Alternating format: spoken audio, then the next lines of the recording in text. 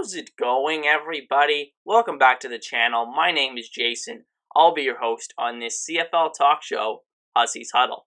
In this video, I'm going to be doing a top 10 list of my top 10 quarterbacks that I've ever seen in my lifetime since I've started watching the CFL back in around 2004 is really when I started watching CFL games. But really quickly before we get started, if you want to support the channel, the best way to do it is by hitting that like button and subscribing to Hussey's Huddle for more CFL content just like this. I appreciate all the support, and with that said, let's get into it. So starting off at number 10 on the list, I have a guy that never really was the most high-end player in the league, but was just in it for such a long time, I had to include him in this list, and that is Kevin Glenn. Glenn never won a Grey Cup, but threw 288 career touchdown passes, and actually was a part of every single CFL team at some point in his career. At least under contract. He didn't start for Ottawa, I believe, but he's been under contract for every team in the league. So that's a fun fact about Glenn. His years as a quarterback of the Tiger Cats, because I'm a Tiger Cats fan, is what I really remember about him the most.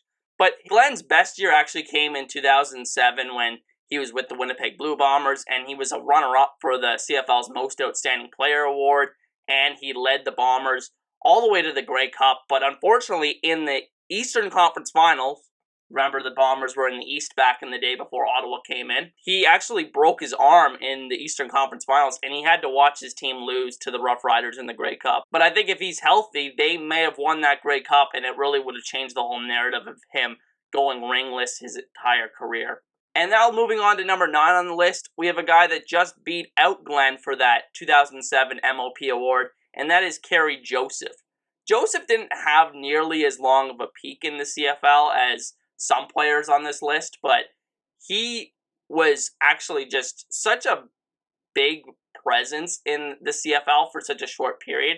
Like I said, he won the Most Outstanding Player Award in 2007, and was also a member of the old Ottawa Renegades that got obviously folded, and in the expansion draft, that was actually Saskatchewan's pick, and he was actually very good for the Ottawa Renegades when he was there. I think he had like a 1,000-yard rushing season, and then when he got to Saskatchewan, he continued that prowess on the ground, but also became a very, very good passer, and obviously captured the MOP in 2007 and won the Grey Cup. And even though he never kept up that high level of play for a long period during his career, he was in the league for a long time, even as a backup in his later years.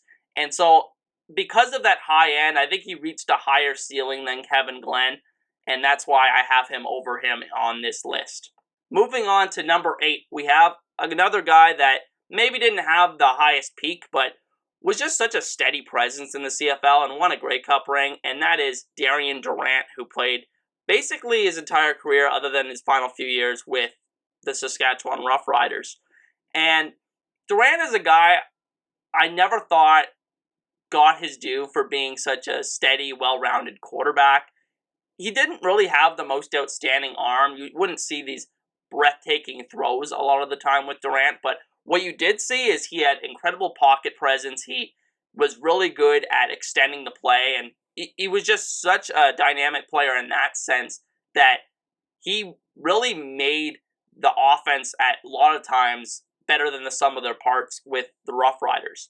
His 2013 season, where he won a Grey Cup with the Rough Riders, really cemented his place at number 8 on this list, along with his longevity over players like Glenn and Joseph. And moving on to number 7, we have a guy that I might get some disagreements on this list, because he hasn't won at MOP or a Grey Cup, and that's Trevor Harris. Harris is one of the most gifted throwers, processors that I've ever seen in the CFL. I think his efficiency really speaks for itself in that regard. He's one of the best throwers in the CFL today. I think he is the best at analyzing the defense pre-snap and post-snap. I think you combine that with a very good arm, and Harris is just, he's been one of the more ridiculously efficient quarterbacks in the CFL, whether that be from his time in Ottawa backing up Ricky Ray. You look at what he did after replacing Henry Burris after his retirement in Ottawa. And in Ottawa, you look at what happened to that team after Trevor Harris left in free agency, and they had to scrambled to find another option at quarterback. That offense fell apart. You look what happened to Edmonton. Edmonton was a really, really team like midway through the 2019 season. He gets hurt, and that kind of derailed them a bit because they had to go to Logan Kilgore. But no offense to Logan Kilgore, he's just not very good. When Harris returned at the back end of that 2019 season and into the playoffs, they played Montreal in the Eastern semifinal, and he absolutely carved up the Alouettes. I think he had like 25 straight completions to start the game, something ridiculous like that. And that was just one of the most ridiculous quarterback performances over the last couple of years. And you know who also had another amazing quarterback performance over the last couple of years is actually Trevor Harris again, which in 2018, when he played for the Ottawa Red Blacks in the Eastern Conference Final against the Hamilton Tiger Cats, he threw 6 touchdown passes, and that was one of the best quarterback performances I've seen from a CFL quarterback ever, period. And with that said, let's move on to number 6 on the list, is a guy that's just a little bit more proven and is still in the league as well, and that's Mike Reilly of the BC Lions currently. If you were going to build a prototypical CFL quarterback, arm, accuracy, mobility, processing ability, Mike Reilly is almost the perfect guy when it comes to that. And he's really proved that over a really good sample size in the CFL. Won the Grey Cup in 2015, and then he also won the 2017 Most Outstanding Player Award. And, he may not have lived up to expectations in 2019 when he signed with BC and he became the highest paid player in the league. But at the same time, I don't think that he was necessarily getting the best protection. In fact, I would say he definitely was not getting the best protection from his offensive line in BC.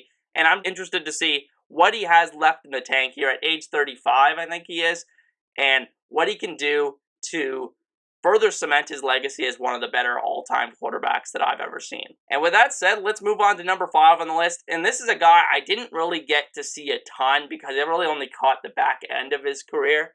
And that is Damon Allen, who, if I had seen the entirety of his career, he probably would have definitely ranked higher on this list. But because I only got to see a few years, this is really where I'm going to put him on this list. Allen was a special CFL player. He played for a ridiculously long time. He played 23 freaking seasons in the CFL with a variety of teams. He was an amazing running quarterback, like probably the best running quarterback we've seen in pro football history. And this is really all I have to do to showcase why Allen was such a dominant rusher in the CFL. You look at the all-time rushing list. Who's the number 3 rusher of all time? It's not a running back. It's Damon Allen. He's the 3rd leading rusher of any player in CFL history. And that's just ridiculous, frankly.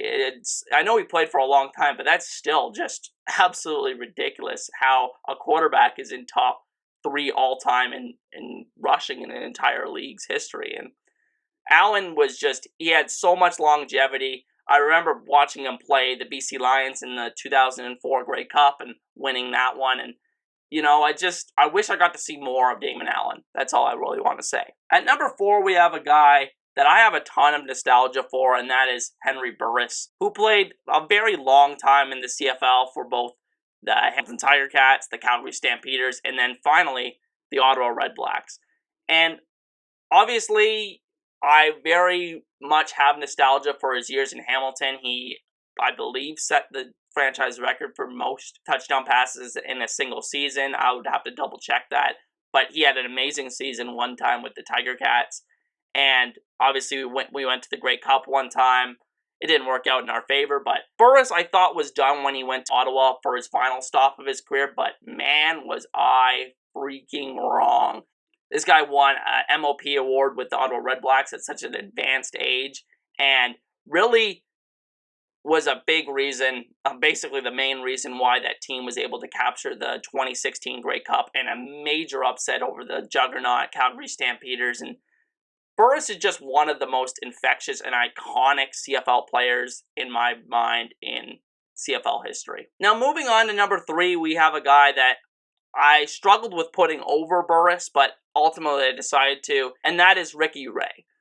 Ray was honestly just a remarkably consistent and efficient CFL passer, and again, not the most flashy player, but he was just so damn consistent. He won a ton. He won 4 Grey Cups, which is tied for the record for most by a CFL quarterback. And like I said, this guy was just deadly accurate. He finished his career with like over a 70% completion rate. Of those 4 Grey Cup rings that Ray ended up having over his CFL career, 2 of them originally came with Edmonton, where he was really established himself, broke onto the scene. He even got to be in the NFL as a backup for a year with the New York Jets. And then later on in his career, he went to Toronto and he won 2 Grey Cups there, especially in 2017 when they went up against the Calgary Stampeders in the Grey Cup. And a lot of people didn't give the Argos really a shot, and they pulled off one of the bigger upsets in CFL history that I've ever seen. You know, most people might actually have Ray at number 1 on this list, and that would be totally fine. I love Ricky Ray. He's just one of the best ambassadors that we've ever had for the CFL. I wish his career didn't end the way it did with injuries, but at the same time, he was just such a special player that a lot of CFL fans will treasure forever in their hearts. And then at number 2, here's where I'm going to ruffle some feathers here, but I'm going with Levi Mitchell, who's still the current quarterback for the Calgary Stampeders. And the reason why I have Mitchell here, and like I said, this is the best quarterbacks that I've ever seen. This is not an all-time ranking list. This is just based on, okay, what quarterback would I want based on the best versions that I've seen them play with my own eyes. And Mitchell you've seen the high-level performances. He's won 2 MOP awards. He also has 2 Grey Cup rings, and he's only like 30. He still has a lot of time to build up accolades in the CFL, and basically whenever this guy has been on the field for the Calgary Stampeders, which granted in 2019 he got banged up, I think broke his collarbone it was, but whenever Levi Mitchell is on the field for the Calgary Stampeders, you simply can't deny this team is a juggernaut by CFL standards. It's really hard in the CFL with the way the schedule is, because you're seeing the same teams multiple times a year. It's really hard to build up a really dominant record. But that's just what Levi Mitchell has done over the course of his career with the Calgary Stampeders. He's went to 5 Grey Cups. Granted, he's only won 2 of them, but at the same time, making it to that many Grey Cups is just so impressive. And what I would say to describe Mitchell's game is that it just oozes with confidence. He just never gets rattled, really. He has really great pocket presence. He's not the most athletic guy, or he doesn't really have the greatest arm, but he has great touch on his passes, especially the deep ball, and he's just willing to put the ball where it needs to be for them to win the game, and he's willing to take risks, and he's always been really good at taking those calculated risks in the CFL, and it's a big reason why he's just been the best quarterback that I've seen over the last 10 years in the CFL. And then going on to number 1 on this list, and I really couldn't go with anybody else other than Anthony Calvillo. To me, he's the GOAT. He's the GOAT for me because I haven't got the chance to see any of the Russ Jacksons, the Ron Lancasters, all of those guys. I never got a chance to see them. But what I did get to see was Anthony Calvillo shred my Hamilton Tiger Cats every single year for about the first 10 years of my CFL fandom. And this guy was a surgeon. He just knew how to dice it up pre-snap. You ever watch Tom Brady, for the NFL fans that watch this? You watch Tom Brady and you just get frustrated how quickly this guy gets the ball out. Like, you can't even get a hand on him. Like, 1-2 seconds after the snap, it's out. And that's exactly what it was with Calvillo. He just knew where the open man was and where to get the ball to really just move the chains. It was just really hard to get that Montreal offense off the field over the years. And then when you started to play up, he would hit you deep. He had all of the tools in his toolbox. He wasn't the most mobile guy, but he had enough to get by. He was just so smart, and he was just such a dominant player for such a long time in the CFL. He had a very interesting story. He started with the Las Vegas Posse in that one season that they had in the 1990s, and then he was the Hamilton Tiger Cats starting quarterback for a while, and then they tossed him to the curb, and then he ends up with the Montreal Alouettes. I forget the exact number of Grey Cups he ended up playing in, but I know he ended up winning 3, and he won the Most Outstanding Player award multiple times. Some say he should have won more Grey Cups, but he still finished with 3, which you can't complain if a guy finishes with 3 Grey Cups in his career, no matter how many losses he has in the big game.